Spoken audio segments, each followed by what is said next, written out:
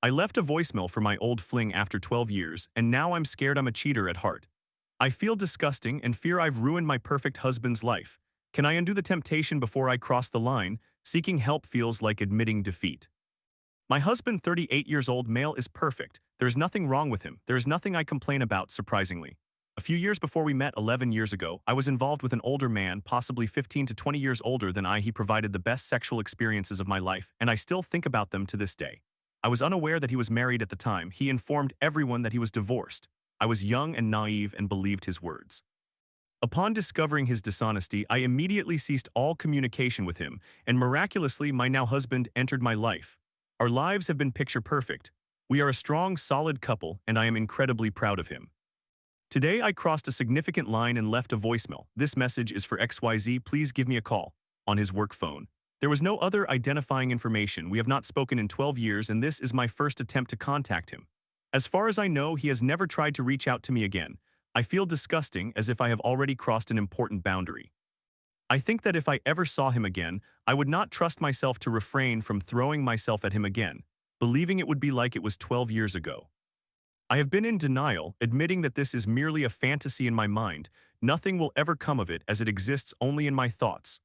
I foolishly left a voicemail, and even though that might seem minor, I fear that having done that indicates I may not stop myself from going further. I am scared about what I have done because, until a few days ago, I could never have imagined myself as someone who would cheat. I feel like that despicable cheater that everyone despises, and I believe I deserve this feeling. How do I resolve this conflict? I have justified my lustful thoughts with excuses like, oh, it's the new psychiatric medications, or oh, my father was a cheater and I did not have a great role model family like my husband's family. I am tired of making excuses and truly wish to be 10,000% faithful to my husband. I cannot shake the thought that I have ruined my husband's life, along with many others, simply by crossing the line of leaving a voicemail. My foolish cravings still yearn for the sexual experiences from 12 years ago. All the justifications I have devised are invalid. I am an adult and responsible for my own actions. I think perhaps the first step is writing this out in such a manner. I have never confessed any of this to anyone. I have strictly bottled it up inside my mind. Please help guide me, even though I certainly do not believe I deserve it. Edit to add, I understand that I do not deserve anyone's forgiveness or kindness from the internet, from my husband, or from anyone else. I am terrified of myself for leaving that voicemail. It demonstrates that at my conscious core I would go further if given the opportunity. I do not want that. One comment mentioned that this situation is akin to a drug addict returning to temptation after being sober for 10 years. I do not want to be an addict.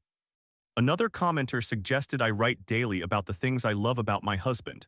Reflecting on that, and the reasons we got married, only makes me feel more ashamed of what I did today. It reminds me of the many reasons we got together and the countless reasons we have remained together. I have scheduled an appointment with my psychiatrist for tomorrow morning. I intend to discuss with the psychiatrist how to inform my husband and work through this situation without destroying his life. Yes, I am a terrible person. I deserve much of the hate I have received. However, that is no excuse. Comments that offer actionable advice are appreciated. Edit to add too, I contacted a former therapist and shared everything with her. There is no excuse or justification for my behavior. I feel overwhelmed, burnt out, stressed, and overcommitted to activities. The therapist mentioned that given my health history, elements I omitted in this Reddit post because I thought they were irrelevant, the recent changes in medication may be causing a hormonal imbalance and/or insulin resistance. I have been under such significant stress that my other doctor suspects I may have irritable bowel syndrome. What stresses me out more than anything is the thought of losing weight. My husband has made comments in good faith about my weight in the past and expressed his concern for my well-being because of it. I admit that I have internalized these remarks and allowed them to terrorize every aspect of my mind. I have let this issue consume me and fuel many insecurities. Once again, this is not a justification. I am merely admitting for the first time to a deeper truth. I have had several ex-partners, all but this one are mediocre, and I barely remember their names as it has been so long. This particular ex represents a time in my life when I felt free of responsibilities. He did not care that I was overweight for the wrong reasons, of course, as he was cheating on his wife. I was young and carefree. I have taken on too many responsibilities and have exhausted myself trying to gain acceptance, approval, and admiration from my husband and family. He embodies that fantasy of a time when everything felt ideal. I have a desire to escape to that concept because it was easier to manage. I have an appointment with my psychiatrist, and the therapist from today is no longer practicing full-time. She has sent my information to the scheduler to have her arrange for me to meet with another therapist, and I am fully committed to attending and working through these issues. I have not shared any of today's events with my husband. He is at work while I remain at home. Story 2. My boyfriend of 2 years made me feel special until I discovered he was pursuing someone else. "You're special to me," he texted her, while I had no idea he was kissing her behind my back. Now he's apologizing while I'm happily moved on. What really went down at that concert? Basically, this is what the title indicated, but I did not find out until a year later. My now ex-boyfriend and I met on social media a few years ago. Early in our relationship, he attended a concert with a group of friends and had a great time, posting pictures and videos, etc. Remember this concert as the story unfolds. One day we were on FaceTime and he was screen sharing his phone. He opened his iMessage and I noticed a female contact pinned next to my name. I found it unusual because I had no idea who the contact was, but she had a whole heart emoji next to her name. Let us refer to her as A. He asserted that she was a very close friend of his, so I asked him to open the text conversation. He did, and I saw messages where he told her that she was special, among other things. This truly unsettled me, and I told him immediately that I did not appreciate that type of conversation and that he needed to establish clearer boundaries. He agreed and said he would speak to her about it. Later that day, he told me he had a conversation with her and that she understood. As weeks and months went by, I began to subconsciously pay more attention to his interactions with A than I normally would, and one day he received a phone call from her. I was on the phone with him when this occurred, so I suggested he call her on his other device so that I could hear what they were discussing. However, I only managed to hear the first 2 minutes of the conversation before everything went static. When he finished speaking with her, I told him I did not catch what was said, and he essentially told me she had called to confess her feelings for him but acknowledged that it would not lead anywhere, leaving it at that. I felt extremely disrespected and insisted he call her back to clarify where their friendship stood now. He called her back and once again everything went to static, so I could not hear the conversation. I thought that was quite strange but eventually let it go. One day my male best friend and I were conversing, and I had heard through the grapevine that he was somewhat in a talking stage with A, so I inquired about it. He told me it was not that serious, then questioned what was going on between A and my now ex-boyfriend. I essentially shared everything from the perspective of what my ex had told me, that she was the one pursuing him, etc. My male best friend then informed me that I had actually told him the opposite, that my ex had been the one pursuing her and had even gone so far as to tell her he loved her. I was furious. I confronted him immediately and told him to call her and confront her if everything she had said was a lie, as he claimed. He did call her, but they basically spent the conversation avoiding the topic. "My ex, have I ever said I had feelings for you?" A. Do you remember what happened at the concert? "My ex, for the most part." A. Laughs, "Let me call you back," hangs up. This back and forth continued for about 3 calls until I eventually started yelling at my ex for gaslighting her and told him to leave her alone. I was perplexed. What happened at the concert? My ex denied everything, claiming he had no idea what she meant by that. I reached out to A for a one-on-one conversation, but she did not respond. My male friend also received no answers from her. Throughout all of this, my ex and I continued to follow each other on social media and would like each other's posts from time to time. I found that very odd because if someone accused me of something I did not do and it was affecting my relationship, I would cut ties very quickly, especially with someone I considered a friend. My ex, he did not want to create drama within the friend group they both belonged to, so he kept interacting with her. Eventually, things came to a head and they fell out due to drama unrelated to this story. I thought that was the end of it until I began interacting with another close friend of mine, let us refer to him as D. O and D started visiting the same places I would frequent, and eventually she attempted to befriend me, which I found rather strange. She would compliment me or try to laugh at my jokes, and even went as far as telling D that she believed we would have become good friends had that situation with my ex not occurred. So one day I asked A to call me so we could talk. I basically told her to tell me everything that happened, and she sent screenshots https imgur, 76 ricknai. Then she said she did not know we were together because he had informed her that we were arguing and that we had essentially reverted to a talking stage.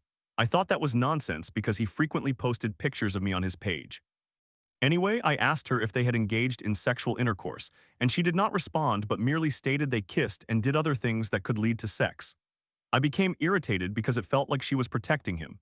Months later, I had a conversation with D and told him that even to this day, I did not know what transpired between A and my ex. D then informed me that they had sexual intercourse twice, because I had told him everything when they first started their conversation.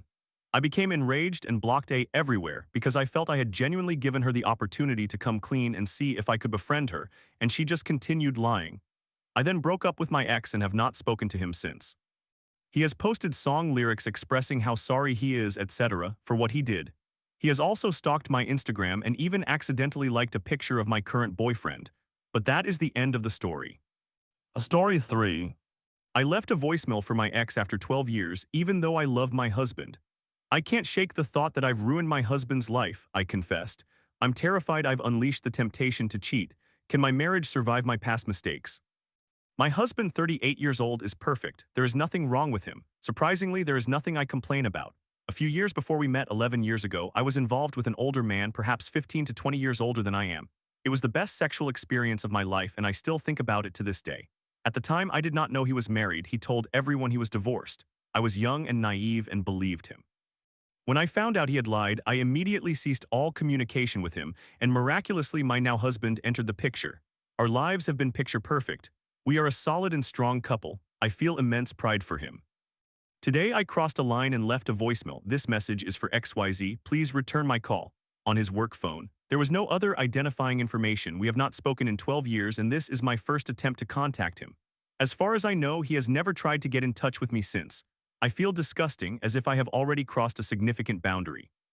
I believe that if I ever did see him again, I would not trust myself to resist the urge to throw myself at him once more, thinking it would be like it was 12 years ago. I have been in denial, admitting that this is merely a fantasy in my mind and nothing will ever materialize from it. It is all just in my head. My foolish self has left a voicemail, and although that may seem minor, I am afraid that if I have done that, I may not be able to stop myself from taking further action. I am terrified by what I have done because, until a few days ago, I could never have envisioned myself as the type of person who would cheat. I feel like a worthless cheater whom everyone despises, and I believe I deserve that sentiment. How do I reconcile this situation? I have justified my lustful thoughts by telling myself, oh, it's the new psychiatric medications, or oh, my father was unfaithful and I did not have a great family role model like my husband's family. I am exhausted from making excuses and genuinely wish to be 100% faithful to my husband. I cannot shake the notion that I have ruined my husband's life, along with many others, simply by crossing the boundary of leaving a voicemail. My lustful, foolish self still longs for the sexual experiences from 12 years ago. All of the justifications I have devised are invalid. I am an adult. I am accountable for my own actions. I believe perhaps the first step is writing all of this out like this. I have never shared any of this with anyone. It has all been bottled up inside my mind. Please guide me, even though I surely do not deserve it. Edit to add, I understand that I do not deserve anyone's forgiveness or kindness from the internet, from my husband, or from anyone else.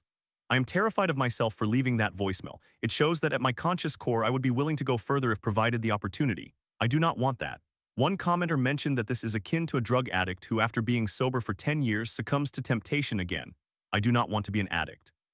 Another commenter suggested that I write down every day the things I love about my husband. Reflecting on that, and the reasons we got married, makes me feel even more ashamed of my actions today. It reminds me of the numerous reasons for our initial connection and the many reasons we have remained together. I have scheduled an appointment with my psychiatrist for tomorrow morning. I plan to discuss with the psychiatrist how to tell my husband and navigate this situation without destroying his life. Yes, I am a terrible person. I deserve much of the hatred directed toward me. That is no excuse. Comments that include actionable advice are appreciated. Edit to add too, I managed to reach a former therapist and shared everything with her. There is no excuse or justification. I am feeling overwhelmed, burnt out, stressed out, and overcommitted to various activities. The therapist mentioned that, given my health history details I omitted in this Reddit post because I thought they were irrelevant, the recent changes in medication might be causing a hormone imbalance and/or insulin resistance. I have been so stressed that my other doctor suspects I may have irritable bowel syndrome. One aspect that stresses me out more than anything is weight loss. My husband has made comments in good faith in the past about my weight and his concern for my life because of it. I admit I have taken this to heart and allowed it to terrorize every part of my psyche. I have let it consume me and fuel many insecurities. Again, this is not a justification. I am simply acknowledging for the first time the deeper truth. There were several past relationships, all but this one were mediocre, and I can barely remember their names since it's been so long. This particular ex represents a time in my life when I was free of responsibility. He did not care that I was overweight for the wrong reasons, obviously, as he was cheating on his wife. I was young and carefree. I have taken on too many responsibilities and have exhausted myself in my pursuit of acceptance, approval, and admiration from my husband and family. He symbolizes that fantasy time, and in a fantasy, everything is ideal. I do want to escape to that time because it was easier to handle. I have an appointment with my psychiatrist. The therapist from today is no longer practicing full-time and has forwarded my information to the scheduler to set me up with another therapist, which I am fully committed to attending and working through this. I have not shared any of today's events with my husband. He has been at work while I have remained at home. Story 4. Caught up in my friend's tornado, I warned him about his side piece, but I didn't expect his wife to end up in my bed. I haven't had a head between my thighs in a while, she said. Now she's planning to leave him, but where do I stand in all this chaos? Where to begin? I never expected to find myself in this particular situation, but it really culminated into a significant moment last night. This situation has been developing for several months. For a long time, I resisted it. I did not want to cross that line. Since early last year, I became close friends with my coworker and his wife.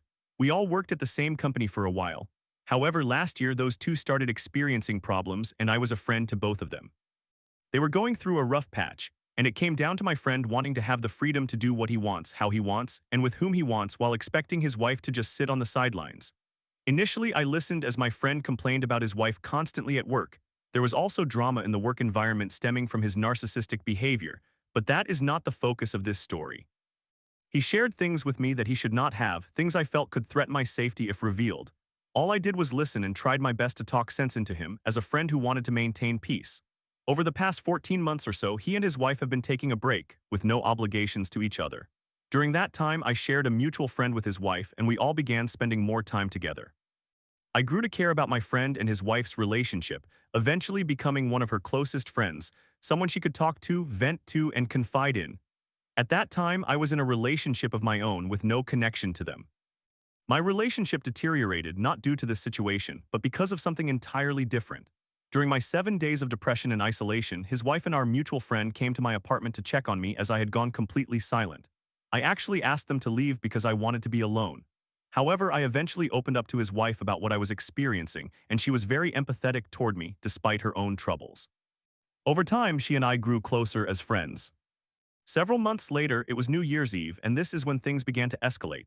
She picked both me and her husband up from work, and before dropping me off, she mentioned it was unfortunate that it was New Year's and here she was with 3 men and could realistically share a kiss with all of us since she was single. I laughed and told her I did not want to interfere with her and her husband getting along, so I firmly declined. After dropping me off, we said goodnight. Later that night, drama unfolded.